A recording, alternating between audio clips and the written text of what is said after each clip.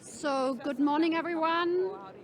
I would like to welcome you here at the EU Pavilion at the Energy Day. My name is Mechthild Worsdorfer. I'm the Deputy Director General of DG Energy. I'm very pleased to be here together with my colleagues where we have a full Energy Day today. We have been here at the Hannover Fair with a stand, with an EU pavilion stand since 2022. So since 3 years, the EU is present physically at the Hannover Fair, given the importance of that industrial fair. But it's the first time we are organizing an Energy Day. So today we have a full agenda, and we will start with the first panel after my speech on competitiveness, on industrial competitiveness. Then we will have a session dedicated to the wind sector powered by grids. Later on, around lunchtime, we will touch upon energy smart appliances, so looking at the product side. Then after lunch, we will have a session on industrial opportunities for developing EU's hydrogen infrastructure. I saw yesterday during my visit a lot of focus on hydrogen, in particular on the hall next to us. And then at the end of the day, we will have a session on biomethane in the EU. So for now, I just want to give you a few introductory words of what we have been doing since 2019. So this commission, led by President von der Leyen, started in 2019 with the European Green Deal. So the European Green Deal was and is one of the key priorities of the European Commission. It has always been coupled as a growth strategy, and we have developed a lot of activities throughout the last couple of years. One key element is that the EU member states, 27, decided on a climate law in 2021. So we want to become climate neutral altogether by 2050. This is a common law which we need to implement, and it gives the direction, and I think it's the first continent who decided to become climate neutral by 2050. In order to do so, we have already adopted a lot of measures to have a climate and energy framework by 2030. So the next step today, 2024, we have last year adopted clear and ambitious targets, for example, for renewables by 2030, 42.5%. We have clear direction on energy efficiency with 11.7% compared to 2020. And we have also adopted a number of measures to create decarbonization of gas and a hydrogen market, to reduce our methane emission, to focus on energy performance of buildings, and to create an electricity market design fit for purpose.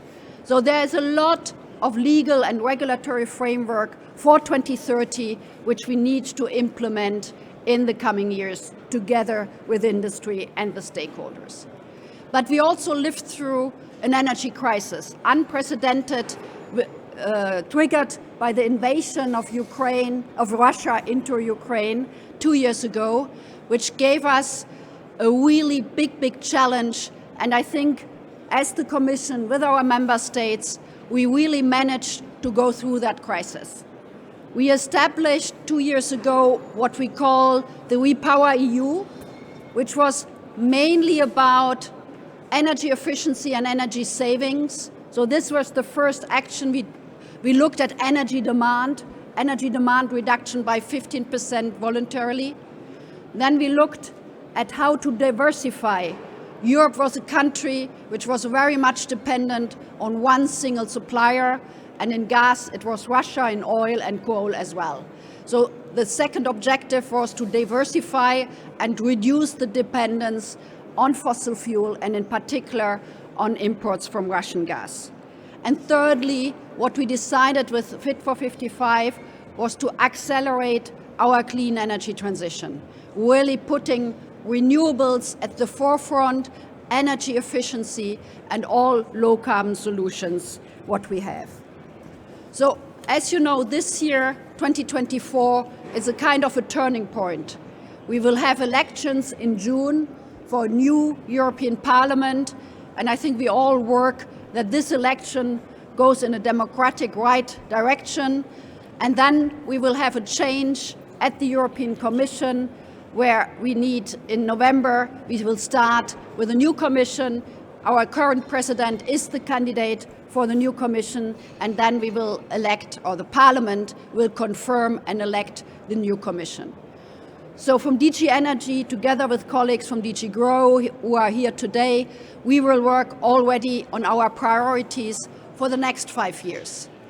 But before I start with the priorities for the next 5 years, I think one of the key elements is really to implement and deliver on all this Fit for 55 legislation in energy, in climate, in environmental policy, which we need to implement and deliver. So as I said, we had made a lot of efforts. We were very active with our EU member states and the European Parliament to adopt this legal framework, regulatory framework, but we need to make it happen. So this means a lot of interaction with the member states, some more guidance, regulatory instruments like delegated acts to define exactly what we mean by green hydrogen or what we mean by low carbon hydrogen, so that everyone has the clarity which we need. So this framework gives the predictability for the industry, and then we will work with the new Commission also on the next steps. What does it mean for 2040? Because 2030, we have it, 2050, we know where we go. So one of the tasks for next 5 years then will be to define to our way for 2040. There's also a lot that we work with our partners. The international dimension plays a huge role in our policies. So we have been working, for example, with COP28, and one of the key achievements from the energy side was also that there's an agreement that we want to triple our renewables energy policies or energy resources, and we want to double our energy efficiency efforts. And more than 130 countries signed up to that initiative, so it's a global initiative to really triple our renewables and double energy efficiency. And that we will monitor, and for the COP, which starts in November this year in Baku, COP29, we will continue that work. But international work more broadly is one of our key aims also. Let me then focus on the topic which will be discussed with my colleagues in a minute, which is the competitiveness of the EU industry. We have done, as I said just now, giving the framework, because we know for this clean energy transition, we need a lot of investments, and we need a lot of private investments. Only in the grids, we need more than 585 billion euros until 2030, only for the grids. And then we need, as I said, much more to do on the clean energy transition. So how to trigger investments in the clean energy sector, and also that the manufacturing side is more focused on the EU is something we work on and we have been establishing. So we have established, and it was just adopted or is about to be adopted, the Net Zero Industrial Act, where we are focusing on clean tech. So a number of clean technologies, being batteries, electrolyzers, solar, wind, grid, decarbonization of industry, SMRs, and many more. We have a long list of clean tech where we want really to make a step forward. But what are the obstacles for that? One of them is permitting. We have heard a lot, but either for renewables projects or for grids, that it's too slow. So we have been working with our member states on how to make permitting more faster and rapid. And there are a number of things which are already now adopted, which are in the course of being adopted also at national level. So in order to speed up permitting, member states have set up one-stop shops. They're also working what we call tacit agreement, for example, for renewables. If in the process of your project and you have to need the agreement from your government or from your local government or authorities. Tacit agreement means that within a deadline, if you don't get any reaction, you can suppose this is a yes, and then you can continue.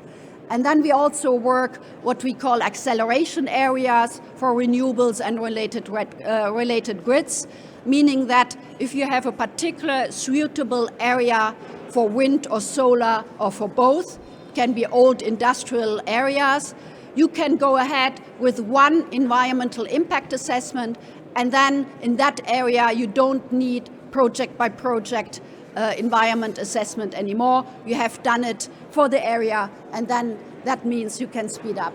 And we see first signs in Germany for long-awaited electricity grids. We see also in other parts of Europe that now, for example, renewables project go faster, also in France, who has to catch up, and in other many areas in our EU member states. So we will focus a lot on these obstacles, one of them being permitting. The other one, and we will hear more in the panel about it, is supply chain disruption, skills gap. And one area I wanted also to focus on is dependency. As I mentioned, if there's one thing the energy crisis 2 years ago started with the invasion of Russia, is that we were too much dependent on a single supplier. And we know for our clean energy transition, we need a lot of raw materials or critical materials. And we also know that 80% of those critical materials come or are processed in one country. So we need to look also at diversification and how to make sure that we are not dependent also in the future with our clean energy transition, where we need more raw materials for our solar panels, for our windmills and other clean energy solutions, and how to make sure that we diversify and really are better in our dependence or less dependence in these materials. And we also think with the Critical Raw Materials Act, which also the Commission has adopted with our EU member states, we can lower the dependence on the imports of net zero technologies. We can strengthen our value chain resilience and have a stronger domestic manufacturer basis. That doesn't mean we need to continue to interact with our partners and be a partner in that global world. With that, I think we can start our discussion on the first panel.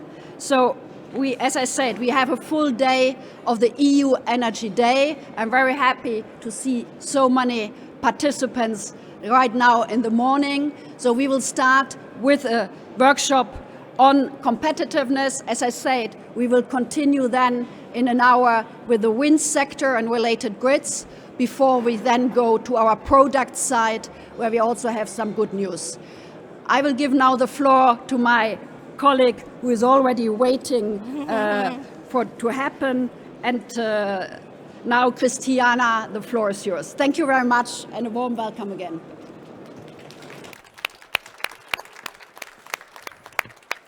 Thank you so much, Mechtild.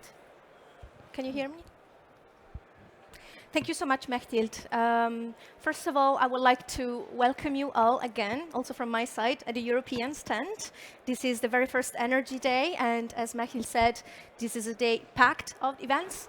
And I am very happy to be here serving as your moderator for the first part on driving industrial competitiveness. I am Cristiana Marchitelli. I'm a policy officer at DG Ener. And today, I'm happy to invite to the stage first Eva Riesenhuber, the global head of Siemens. Please take the floor. Then Philippe Jäger, who is a policy fellow for European climate and energy policy at the Jacques Delors Institute in Berlin. Thank you. Then I will invite Julia Metz, the program lead on climate and industrial policy in Agora Industry. And finally, Jacek Tudriński, the deputy head of unit for net zero industries and sustainable product from the European Commission. So, Jacek, let me start directly with you. We have heard from Mechthild, who gave us a first overview of the policy framework. Can we dive a little bit deeper on clean energy technologies and see with you how the Net Zero Industry Act will transform the policy framework? All right. Good morning, everyone. Can you hear me? Yes? Good. Maybe a few figures to say a few words about the competitiveness of those net zero technologies, so solar, batteries, wind, electrolyzers, and so on. So I think that the picture is really mixed in terms of the competitiveness of our industries. On the one hand, if you look, for example, at the amount of patents in those technologies, we are world leaders. Also, when you talk about competitiveness at an industrial scale, offshore wind, heat pumps, again, very competitive European companies. We also managed, for example, to build from scratch in the space of a few years a whole new industry, battery manufacturing, more than 150 billion of euros invested in Europe, more than 160 gigawatts of production capacity right now and still expanding. On the other hand, the situation of those industries in Europe is difficult. If you look at our trade balance, it is deteriorating across practically all of those technologies. If you take, for example, electrolyzers, minus 20% of share in global production in the space of 2 years of European companies, whereas Chinese companies expanded at the same time by 30%. And it's really, we are, I think, at a critical point where we face a lot of competition, mainly from Chinese companies, with a lot of oversupply, translating into very high downward pressure on prices. We hear a lot about solar panels and their decreasing costs, but also batteries. Last year, at the beginning of last year, the cost of batteries was 110 euros per kilowatt hour. At the beginning of this year, 60, soon it will be 40. And this does not really correspond to market fundamentals. And the question is why this is happening. And of course, Chinese companies have certain structural advantages, big market, low input costs, but they also have a very comprehensive industrial policy aimed at supporting those specific industries. And we also need such an industrial policy. And this is why we have came up, and as Mechthild said, agreed recently the Net Zero Industry Act. Just a few words about what this will do.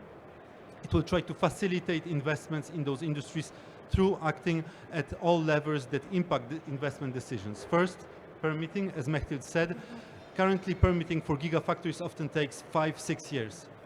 Under the Net Zero Industry Act, authorities throughout the EU will be obligated to issue permits between 9 and 18 months from the start of the permitting procedure. Second, support to innovation. Currently in Europe, we have a very, let's say, precautionary principle to risk.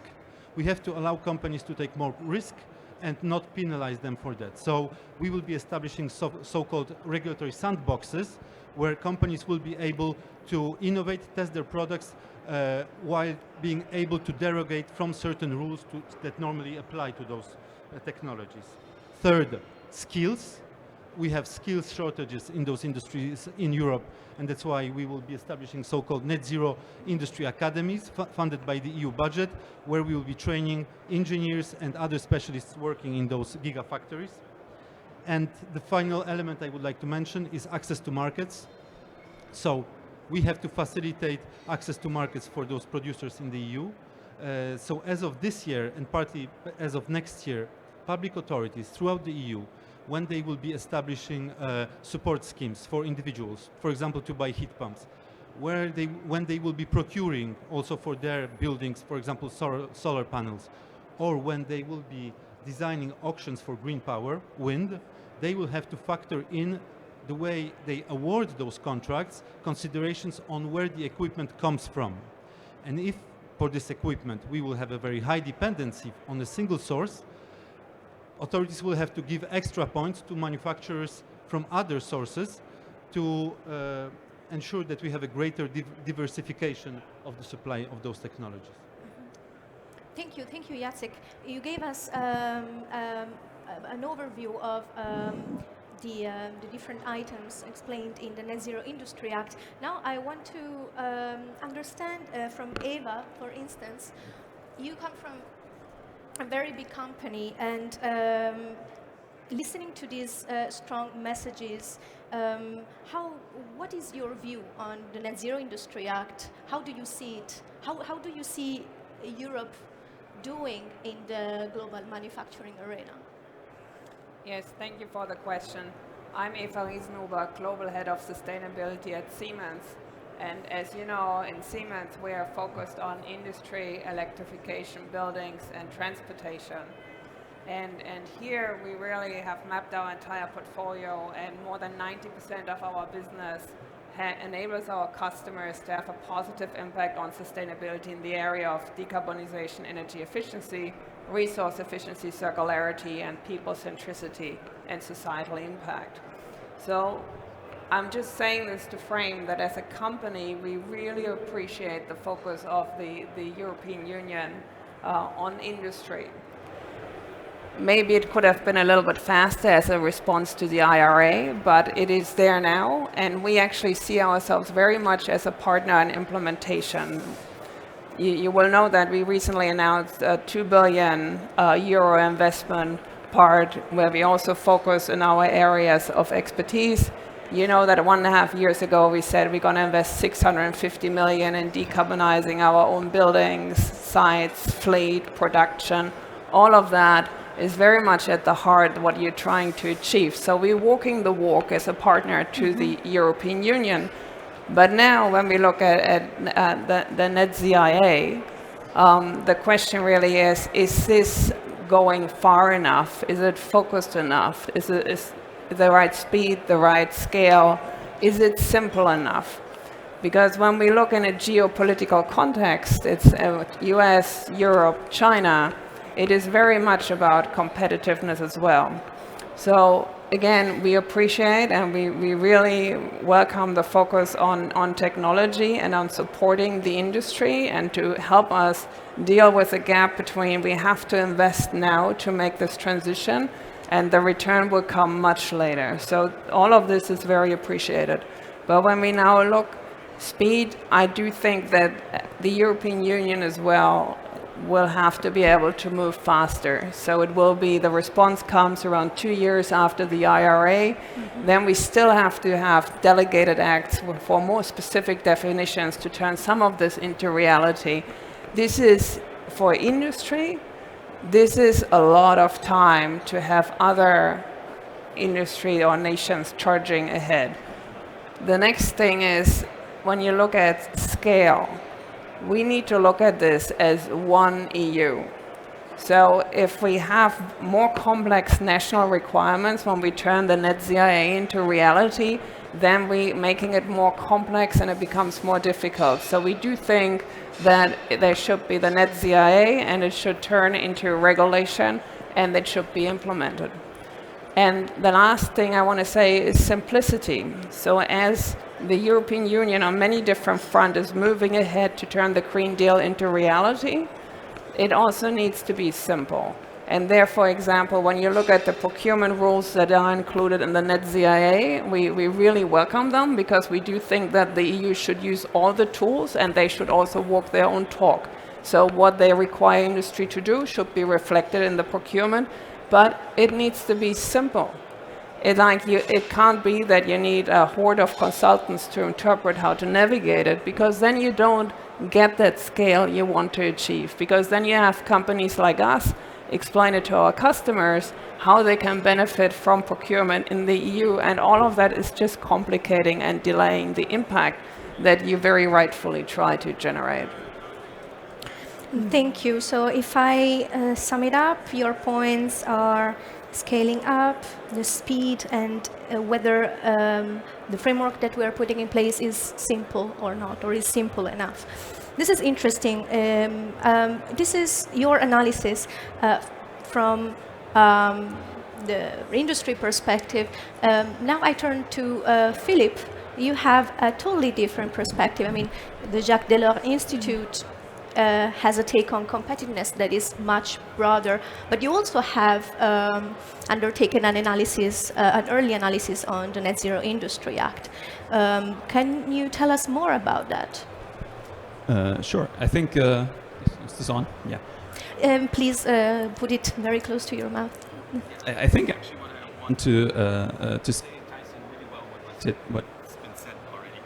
And yeah, I think the net zero industry objectives are quite ambitious. And yeah, to get down to what the EU now needs to do, we looked at in the Net Zero Industry Act and how to accomplish those objectives. And I think the first thing is kind of unexciting and standard, that you need to get the horizontal conditions right. And we heard that in the keynote speech at the beginning. You know, you need to get the energy prices down. You need to digitalize administration, so all the permitting, for instance, gets faster. You need to ensure that enough skilled labor is there. So basically, you need to get your homework right. Thank you.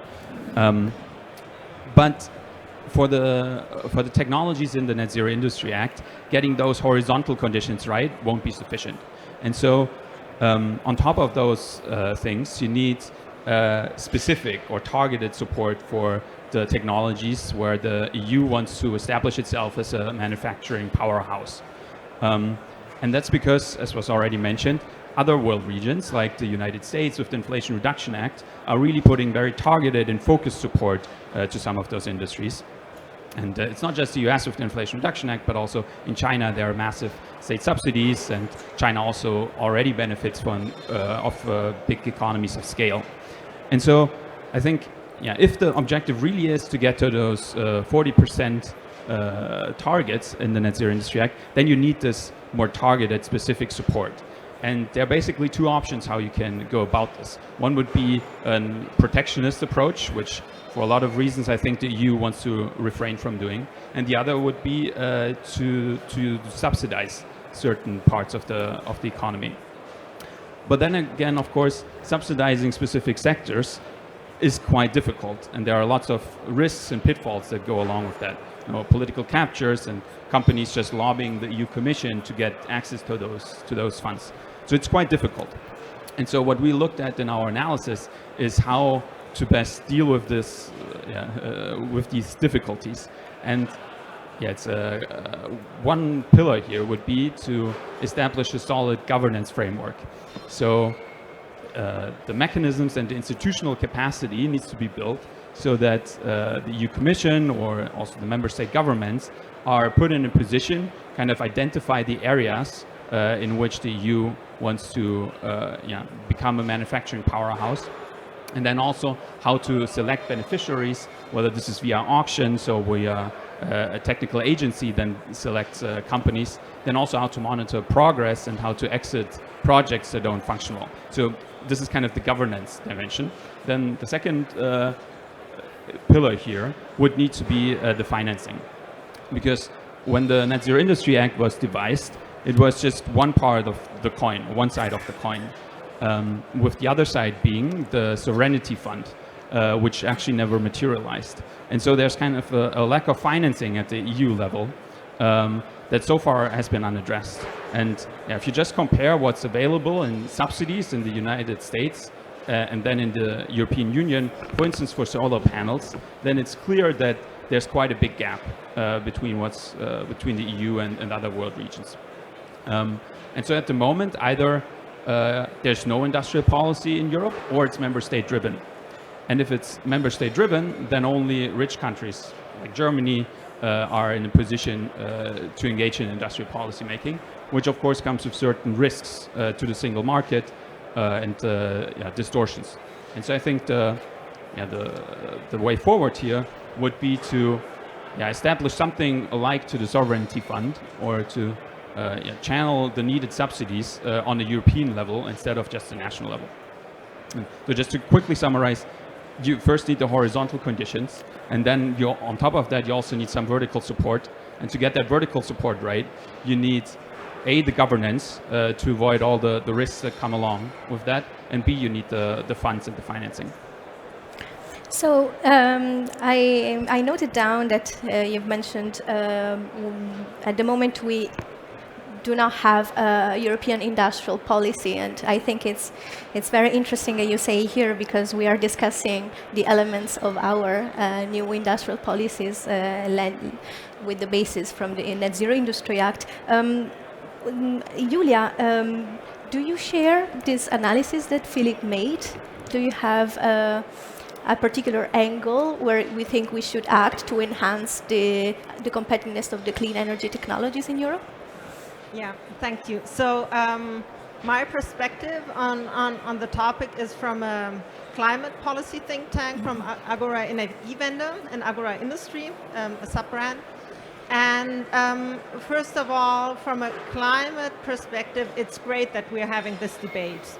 Yeah, so a debate on competitiveness of clean tech, and on a debate on how to combine climate policy with industrial policy. This is something we had been arguing for the past 10 years maybe, and it's great to see this happening right now.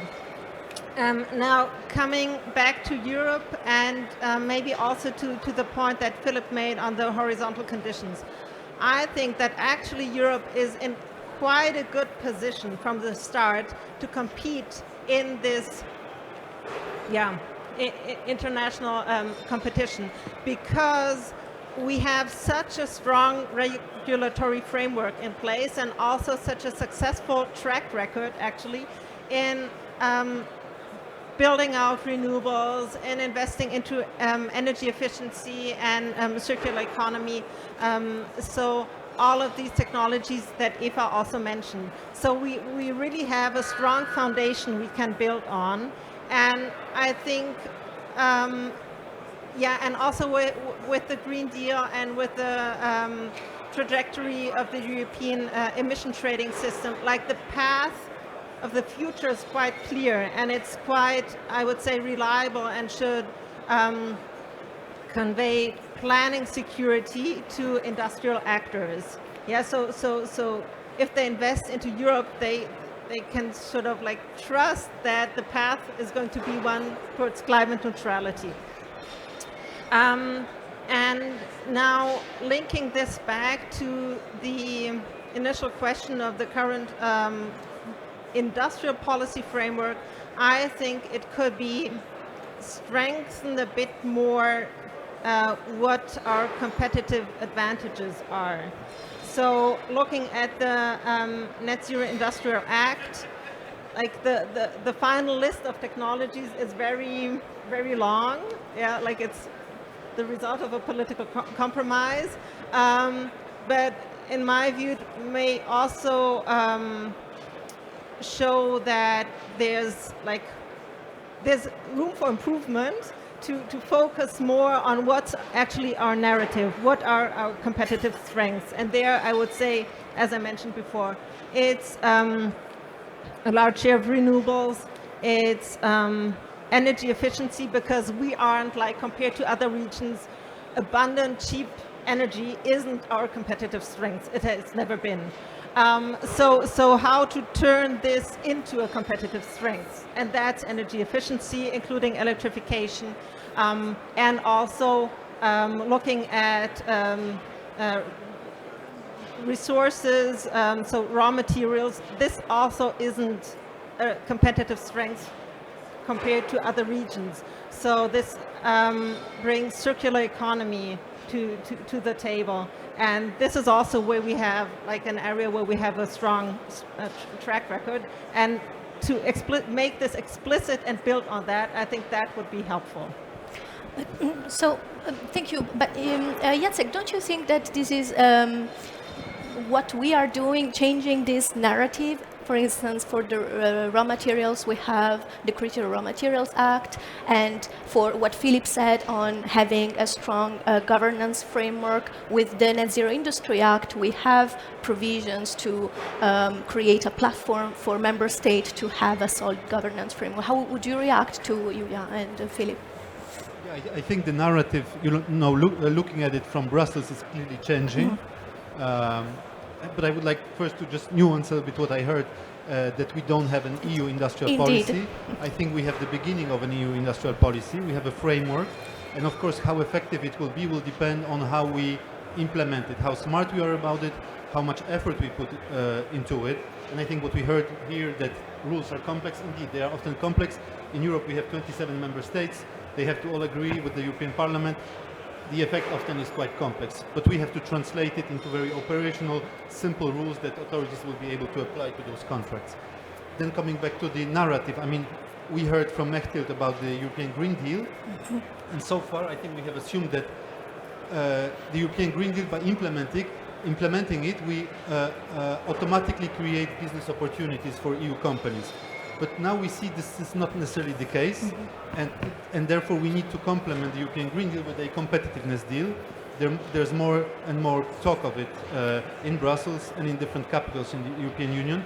The Commission has recently carried out a very extensive consultation with the industry, with think tanks, academia and so on about what we need to do to translate the European Green Deal into industrial opportunities.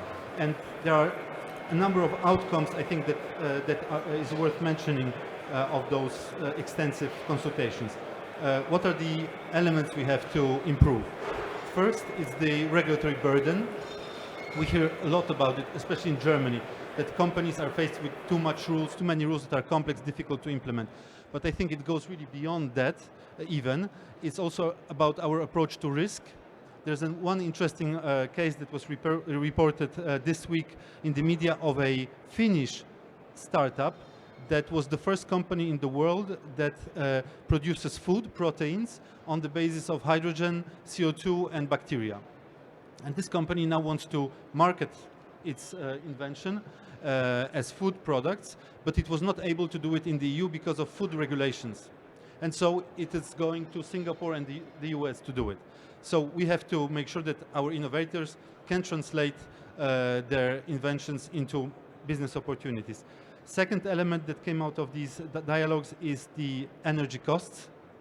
We know that it's much higher here than in the US, in China, so we have to do something about it. And the most obvious thing to do about it is to accelerate the energy transition. With time, with more renewables in the energy grid, costs will decrease. So we really have to accelerate the installation of renewables. A third element, something again that Mechthild already mentioned, infrastructure. Grids is the key thing here. Not only we have to expand them, but we also have to renovate what we have already. 40% of grids in the EU are 40 years old or older, you know, so we really need to find investments for that. And here we come to the fourth element, it's financing. Of course, we have a lot of now priorities in the EU for public investments, including defense, but we have to find a way of financing also the energy transition by using smartly public finance. There will be a lot of revenues, notably from the selling of ETS allowances. As the carbon price will go up, we have to invest this smartly, and we have to mobilize private investments through capital markets union and things like that. And the final element that came out of these dialogues is ensuring a level playing field. The EU is still the most open economy in the world, but we have to be more assertive in how we defend our interests. And here we are building new instruments to defend ourselves against notably products that are placed on the EU market and are backed by subsidies from third jurisdictions, subsidies that EU companies often can't benefit from because we heard it, we don't have a big firepower at EU level. So we have to ensure that even level playing field, and in that respect I think the Commission will be taking a lot of action in the coming months and years to enforce existing rules. Indeed, but remaining on the need of changing the narrative, and you said we are at the beginning of establishing a solid EU industrial policy. We are going towards very interesting months and a very interesting period. We will have soon the elections, and for what concerns the state of the state of health of competitiveness in Europe, we are receiving a lot of inputs. As you said, we have been receiving inputs from stakeholders. We have received inputs from the Letta report last week, but we will soon have also the Draghi report, how do you see the future of the EU industrial policy in the light of the new reports and especially in the light of the European elections that are upcoming? Thank you. I mean, really briefly, I mean, Draghi report we haven't seen yet. Yes. Anything, Letta we have seen. I think these reports are quite in sync with what we are doing also with the Net Zero Industry Act. I think they put a lot of emphasis on making full use of our single market. You know, when we talk about competing with China, we often say they have a huge scale, that's how they can drive costs down. We also have a huge scale. We have 440 million consumers, but the market is still fragmented often. So we have to make sure that where it is fragmented, we remove those barriers. And Letta and Draghi make references to things like, for example, common procurement, joint procurement, common subsidy schemes, and so on. And this is all, as I said, things that we will try to implement through the Net Zero Industry Act. Yes, and this is the right way to go. I had noted down from the previous intervention, Julia, you mentioned that the Net Zero Industry Act is very wide in scope, and it is true. There is a big list of technologies and value chain. I wanted to see with you and Philip first maybe, whether there is a particular technology or a particular segment of the value chain that the EU going forward with this new and improved industrial policy should need to prioritize. Go to you. Thank you. I think indeed prioritization is crucial because Julia talked about the long list in the Net Zero Industry Annex of all the technologies where the EU supposedly to become a global powerhouse. And I think, it's just not realistic given the starting positions of a lot of these technologies in Europe that by 2030 we're going to get there for all of them. And so I think, this prioritizing where Europe really wants to be cutting edge and wants to be at the forefront will be important.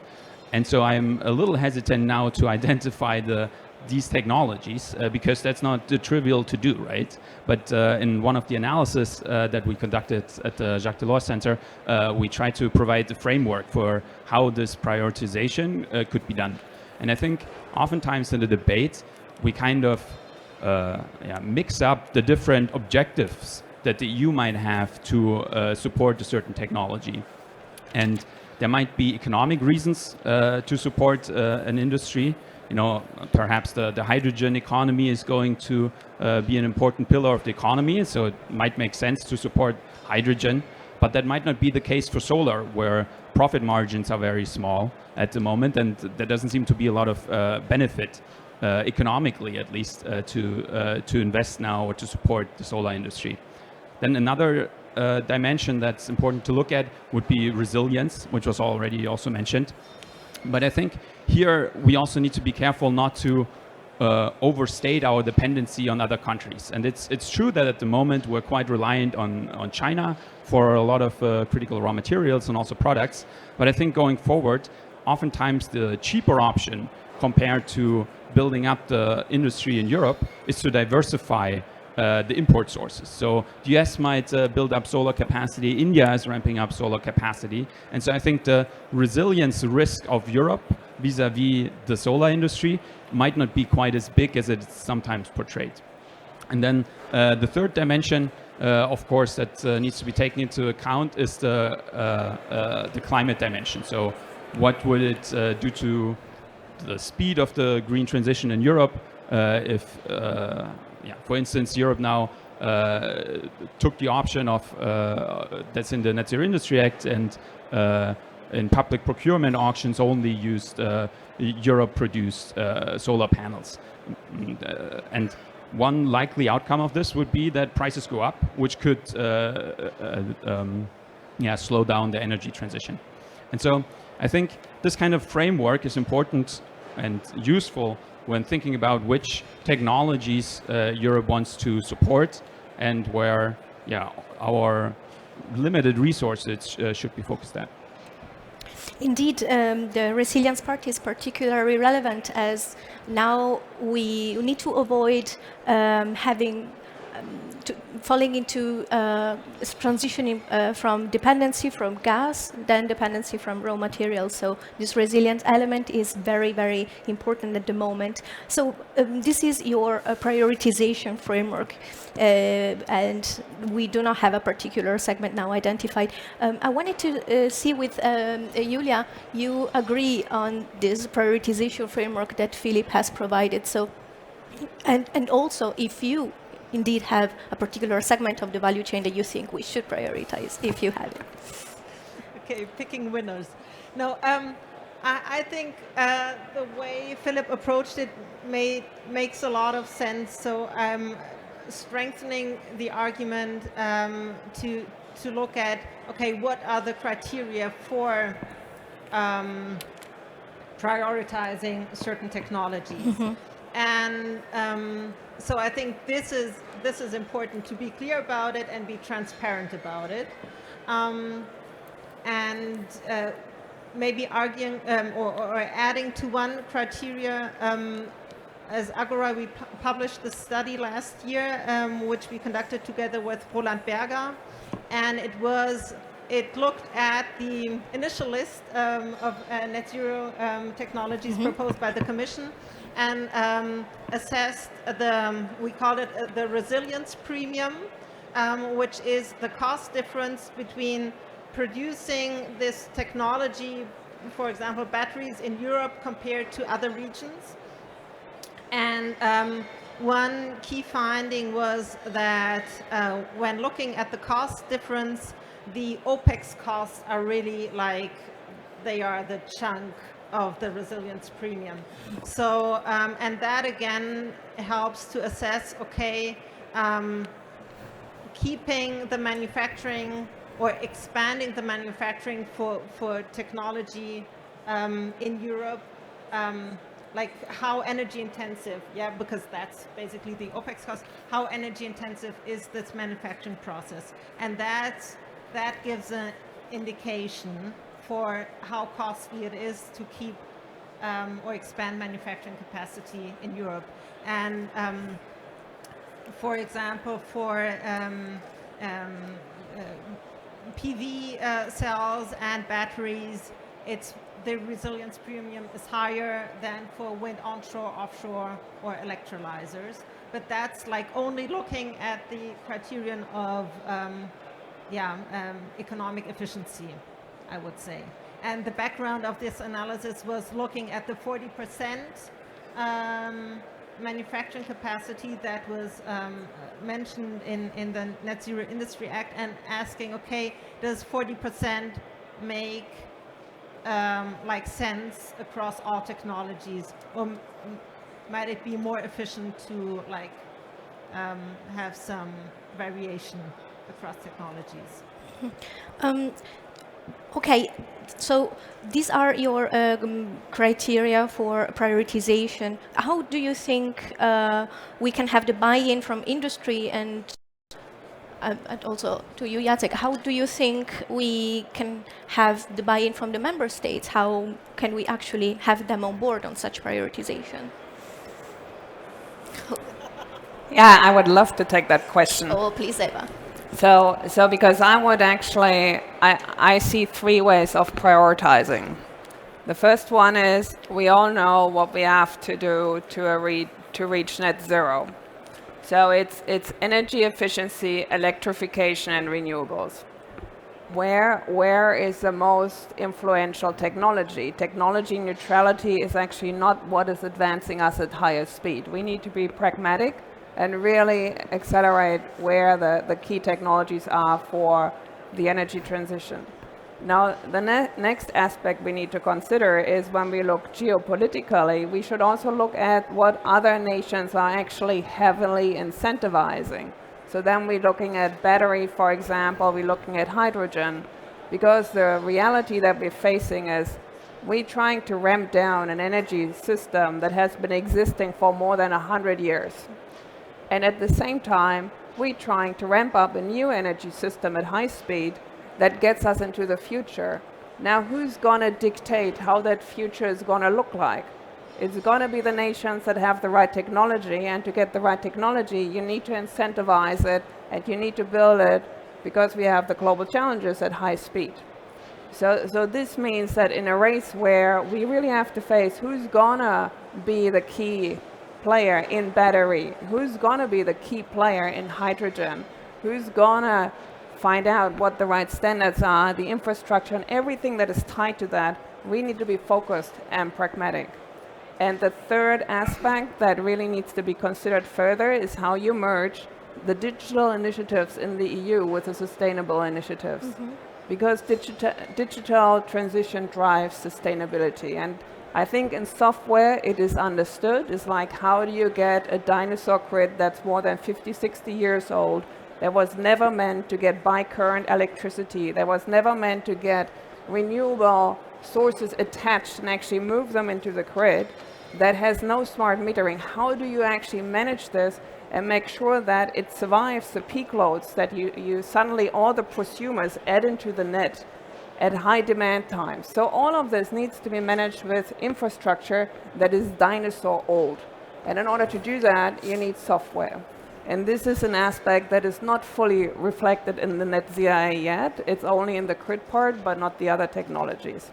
So this is from an industry perspective, we think it makes sense to look at it. And coming back to speed, scale, simplicity, it needs to have a dose of pragmatism here. I do fully understand the democracy element and the 37 member states, but if we want to be competitive in the long term, and this is really bringing the full power of Europe to the table, we need to be more pragmatic. And then we as industry really want to walk that as well. Yeah, I wanted to react on what you said on the element of digitalization. Now, on the Net Zero Industry Act, I have a Jacek reply, but just to complement, we do have a strategy, a European-wide strategy on digitalization. It's the Digitalization of Energy Action Plan, because we indeed acknowledge that digitalization is a driver for competitiveness and for climate neutrality, and indeed we need an energy system that is much smarter than it is today, and we need the digitalization of the grid. So your point is fully taken, and we will implement that. And I take Can I add to the financing point, because that's very dear to our heart too. Okay. And I think it came up a few times from Indeed. all of you. It is, in order to stay competitive, we do need the financing and the incentives behind it. I mean, the whole idea behind the Green Deal is to have a competitive industry for the future, right? So now, how do we achieve that? Because we have to invest now, and the return is much, much later. Here we do need the help, and we do need the guardrails. And when you look at financing, we would really appreciate to have a fund to support that. That's one element. We also think that the EU should consider financing on OPEX level, which has not been done before, but which we see in other countries, makes a big difference for industry to be able to actually walk the talk. We also think that other levers should be used. So for example, the EU is having a very, very strong push for environmentally friendly products. We're gonna be the most competitive and the leader in environmentally friendly products. So why can't we use the VAT lever to actually incentivize them with lower VAT taxes on environmentally friendly products? Or when you look at decarbonization, we don't think that you have fully implemented the power of energy taxation in that area. So there's more that can be done. And I do appreciate what you say about digitalization. I also appreciate the Resilience Act. The fact is, for industry, it all comes together. So when we navigate, we have to be sustainable and digital and look at resilience and realize that the energy transition will create scarcity towards 2030 and some very core elements and materials that we need for it. So we have to navigate through all of that, and we would really, really love the EU to consider it in a more comprehensive way. It's like, I know that regulations have to be separate, but the people who draft them should communicate more so we can actually be a lot more focused and strategic how we bring this together. Instead of trying to boil the ocean and get more complexity and details, if we can get to a faster 90% targeted solution, it would help industry a lot in all areas. Thank you. Jacek, you wanted to briefly react on that? We have really few minutes now. Thank you. No, maybe just to react on financing. Indeed, this is a key thing. We heard here about the sovereignty fund. We tried to put in place new firepower, but that was not taken up by member states. The problem is a little bit that we are in the EU locked into these 7-year budget cycles, and so for the moment there are just no resources at EU level that can be generated. But I think all these points that you made will be duly considered when we prepare for the next multi-annual financial framework. For the moment we have to use better what we have already, and for example what we did at EU level, we relaxed rules about how structural funds can be used. So for the moment they can be mainly used to support SMEs, but we know that in those industries to be competitive we actually need gigascale. So we allowed exceptionally also to use these funds to support larger corporates. And also the OPEX question, I think we are also drawing conclusions from programs like the IRA. We have to make our financing rules simpler. Currently, member states are deploying interesting schemes based on carbon contracts for difference. Germany, Netherlands, and this is something we should use more, both at EU level and member state level. Thank you. Mindful of time, I just wanted to wrap up and finish with one question to all of you. If you could think of one element or one word, summarizing in one word, what could be then the driver for industrial competitiveness now? Just one word of everything that we've mentioned: financing, innovation, one word. The first thing that comes up to your mind. Look, it's innovation, digitalization, and pragmatism. Great. Philip? One word is difficult, but I'm going to try with 3. Better institutional governance. Okay, I'll mention one topic that hasn't really been mentioned before, which is green lead markets on the demand side. And I would say scale up. Okay. So to wrap up, today we tried to dive deep into the existing policy framework for competitiveness of net zero technologies, and we didn't manage, but we tried to go more on the next steps. What we have seen today is that we are going towards this new European industrial policy. We are trying to change the narrative, and the key message that I retain today is that we need to focus on implementing what we already have, because we have all the means to become a real global powerhouse in terms of clean energy technologies. The session ends here. I really thank all the panelists for to being with us today, and I thank all of you for these 45 minutes with us. I invite you to stay, because afterwards we will have a session where we will dive deep into the wind sector. And if you're not staying with us, I would encourage you to take a look at the stand of the European Union. We have a lot of materials for you, and with colleagues we will stay there to engage with you, whether you have questions on this panel or on the next panels. Thank you so much for staying with us. Round of applause for the panelists.